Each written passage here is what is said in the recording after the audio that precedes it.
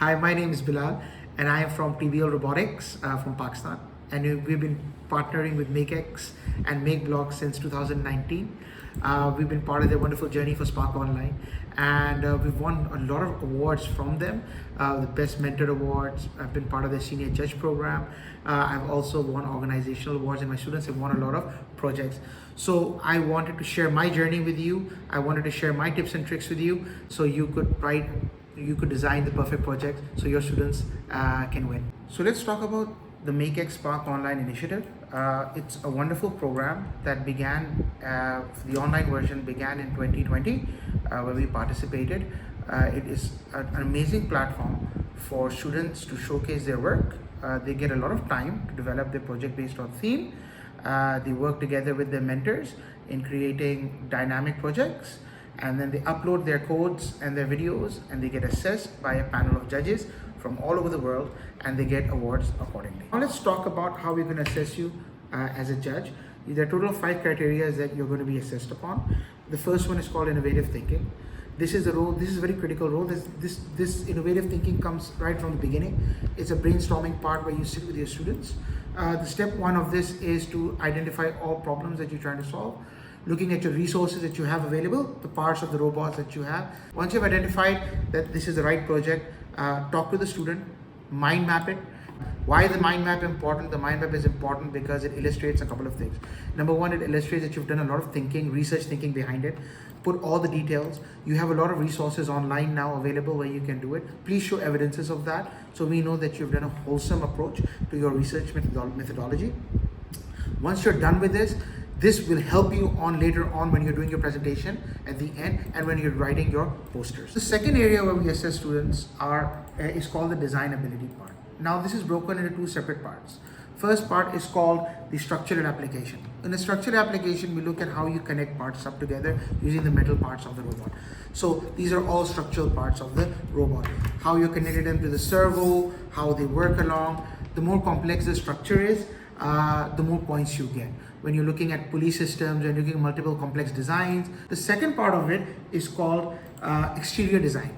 This is where you can add on creative stuff, like a 3D printed model, a cardboard cutout, a painted option for if you're making a tree house, for example, how you're going to make it beautiful, right? So it's not only about creating a more complex structure, but it's also important that you've gone and looked around how the exterior design looks. So the third aspect of it is electronic technology. Electronic technology is all about the electronics that goes behind what you do. These include all types of motors that you use. They can be your DC motors, they can be your encoder motors or your servo motors. Apart from your motors, we also like to see colorful stuff like your LEDs, how you've done it. If you use a speaker, more importantly, sensors. So the more important sensors that you're going to incorporate, the more points you get from a judge's perspective. Another very important thing is connections of Bluetooth and Internet of Things. This is important because now the MBOT tools, you get a lot of add-ons in which you can communicate using Wi-Fi and Bluetooth technology. So we would like to see that as well. So that was your basic sensors, actuators that we do. What we also love to see, and you get really super points for those, is the incorporation of AI. AI is a very important tool. Vision sensing is an important tool, part of AI. Voice recognition is an important part of AI. Image recognition. So students that incorporate these into part of their projects also get extra points for showcasing the latest technology in their project. Assessment 4 is called programming ability. We like to see the students doing the work. So if they're comfortable doing it in block-based, please ask them to do it in block-based. If they're comfortable doing it in Python, ask them to follow it up in Python. Level of complexity depends on how many sensors and parts that you're using. We also like to see students using a lot of conditional statements, like if then else statements. We like to see them incorporating AI blocks inside it, Wi-Fi blocks inside it. We like to see loops and constructs. So the more complicated your code is, the more documented your code is. Please do also comment on the code. When students comment on the code, it gives us a very better understanding that yes, the student has written it and the student has a very clear understanding of what he's doing. The code has to be using my blocks, so they know how to simplify their code, make more complex code into a simpler version, so they have that understanding. So now comes to the last part, the assessment dimension number 5, communication skills. This is absolutely my favorite part because it focuses on 2 really important aspects of it: how they're going to present their entire project to you, and how they're going to make that poster, and what the details that go onto that poster. So let's talk about the presentation ability. It can be in English, it can be in your native language. Whichever one you're comfortable with, please do. If you're using your native language, please have subtitles so it's easier for the judges to do it. We like to see a wholesome presentation. This is a part that I think a lot of students tend to shy away from, but it's very important because this builds self-confidence. So we love seeing fun projects, but more importantly, please, the videos have to cover all aspects showing that they have done their work. So they can have a background voice running and what they've done, but videos of them building the robot, videos of them coding it, working on the 3D parts, working on the posters. Be very clear, be very concise, get to the point. The videos have to have a limit, so please try to stay under 10 minutes. So the next part is the project report or the project poster that you're going to build. The project poster has to show your entire journey. I think this is the part where a lot of students do make a mistake of not putting enough information for us to see. This is the part where we assess your research. So this is important that you listed down all the sources of your information, how you did it, pictures, how your journey was, how your design was, a nice drawing of the assessment. We like to see hand-drawn stuff as well. It's wonderful to see the effort that the students do.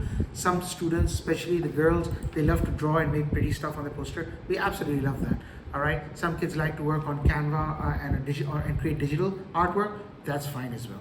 So the most important thing is you have fun doing it. The pitfalls or the areas where students tend to make mistakes, I think that's important for us to discuss right here.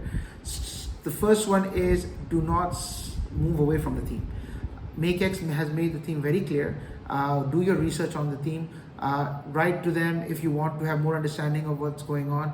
But it's important that you don't move away from the theme because a lot of points are given in the first part of assessment based on that. Another area that I think students really need to work on is when they're introducing themselves in a project video.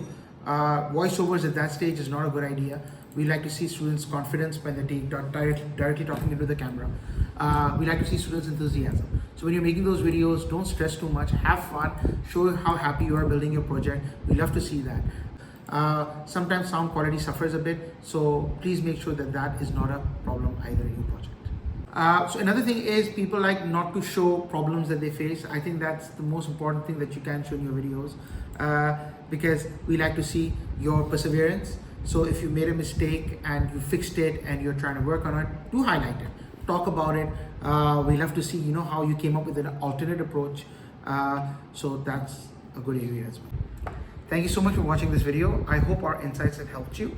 And do remember that the journey is as important as the destination. So enjoy every moment of learning.